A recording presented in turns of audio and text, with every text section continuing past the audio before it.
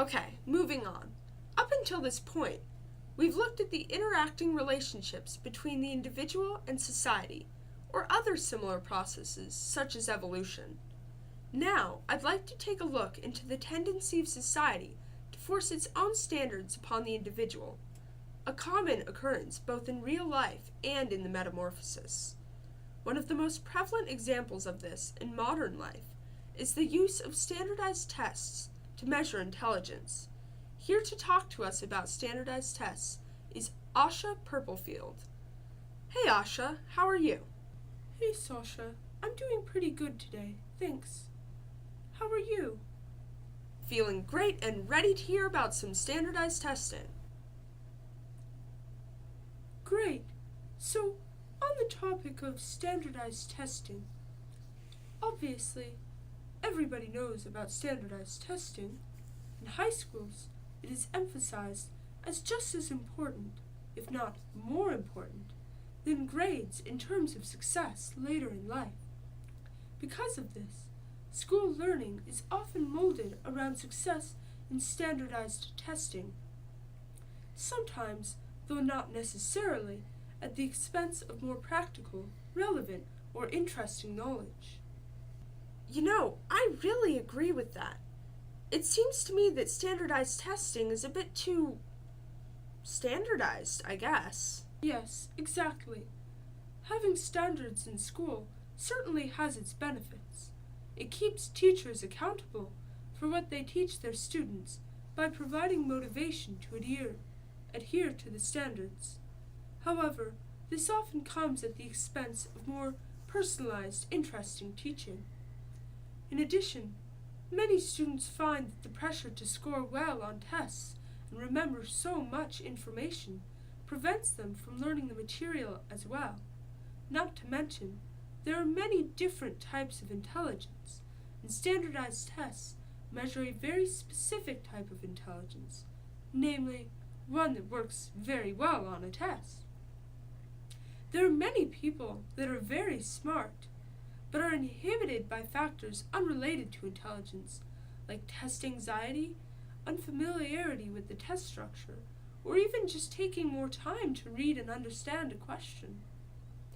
Yes, as a high school student, I know a great number of people that struggle for those reasons, and even have had trouble myself in some of those areas. So, I feel that to understand how standardized testing works, it would be extremely helpful to understand the statistics behind the testing. Could you explain that to us? Of course. As stated in Understanding Standardized Testing Statistics by Debbie Thompson, most standardized tests are based upon a representative norm group, enabling the comparison of an individual's performance to that of a predefined population. The national percentile ranking is the statistical difference between the individual's score and the norm population's average performance. Of all the scores reported, this one is the most useful. An NPR between the 25th and 75th percentiles is considered average, and the 50th percentile is the national average. When you look at it that way, with the 50th percentile being the average, it would seem like a fairly balanced system. Yes, it is a balanced system when looked at that way, as there is a bell curve of normal distribution. However, as we talked about earlier, there are many factors that can significantly boost or hinder a student's score.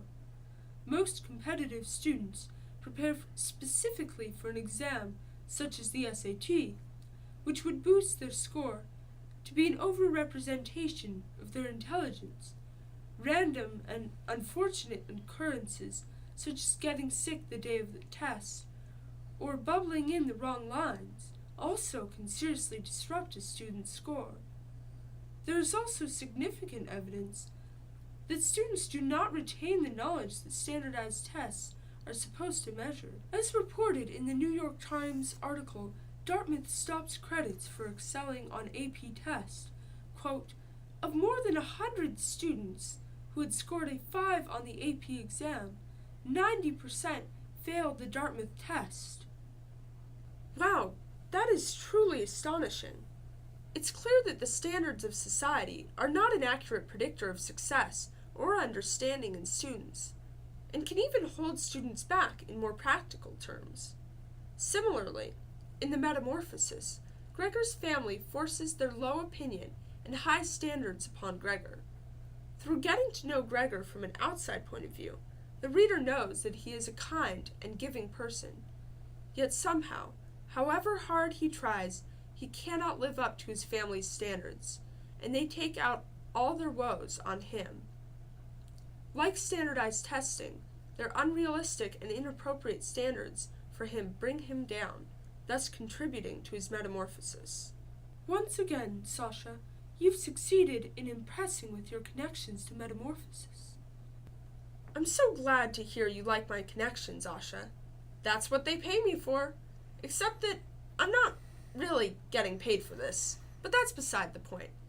Thanks for joining me today. Thank you for having me. The information we've covered so far, John Locke's tabula rasa theory, coevolution, the evolution of language, and standardized testing, all indicate, directly or indirectly, strong connections between the individual and society. These powerful connections within the society imply that the individual has an obligation to the society in addition to himself. This brings into question an age-old moral dilemma. Does working for the greater good justify the worsening of individual lives? Returning to discuss this issue in the context of dropping the atomic bombs on Hiroshima and Nagasaki is historian Kasia Goldfield. Welcome back, Kasia. Great to be back, Sacha. Dropping the atomic bombs in Japan was an action of great controversy at the time and remains controversial to this day. At the time, the United States was deep in war with Japan. World War II, in fact. Both sides were suffering losses, and the losses on the side of Japan were especially great. With the recent development of the atomic bomb, the government of the United States was faced with a dilemma. Dropping the atomic bomb, thereby ending the war, could potentially save further casualties in Japan and definitely save further American casualties. However, the bomb's immediate effect was horrendous death and destruction. Over 200,000 deaths from both bombings combined, not to mention the lasting effects of radiation on the population. Do you think that this was justified to end the war with Japan? It's hard to say, Sacha. As I said, it's still a matter of dispute, even today. But one thing to take into consideration is that saving both American and Japanese lives was not the only motivation for dropping the atomic bombs. One primary motivation was to test the atomic bomb. Dropping the bomb also served as a warning to the Soviet Union of the power of the United States. But all of these facts mean nothing now. The decision was made, and the bombs were dropped. And issues such as this remain to this day, just as we live with the results of the atomic bombings. Does immediate destruction and death justify the prevention of a theoretically more destructive scenario in the future? Furthermore, is it justifiable to create specific pain and death for a more general peace and betterment? That topic is still up for debate and dispute. But it also relates in a remarkable manner to the metamorphosis. In the book, Gregor's family undergoes a metamorphosis in which they regain control of their own lives at the expense of Gregor's life. This brings into question whether his death was justified in order to better the lives of the entire family. Is a death, no matter what good it brings? Or do the ends justify the means? If the answer is that it is justified, then Gregor, in fact, may be seen as an unsung martyr. Though unrecognized by his family, there is no doubt that Gregor's death is linked with his family's improvement. An unsung martyr? Yes, I can see why you would say that. Truly intriguing stuff. Thanks for having me be a part of your show, Sacha. I've greatly enjoyed being here.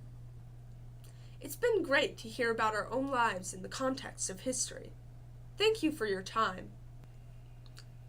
Hopefully, through seeing how the real world connects to the metamorphosis, you've gained greater insight into your own connections to the society as a whole. Despite the appearance of individuality, our society and our surroundings have a greater impact on who we are than many imagine. Through his book, Kafka tries to show us this through the metamorphosis that Gregor and his family undergo. As Gregor changes to become less and less human, his family benefits from his change by undergoing an inversely related change, one that empowers them and bestows upon them hope and energy. Thank you for joining me today. This is Sacha Greenfield, providing information, making connections, drawing conclusions, and other good stuff like that.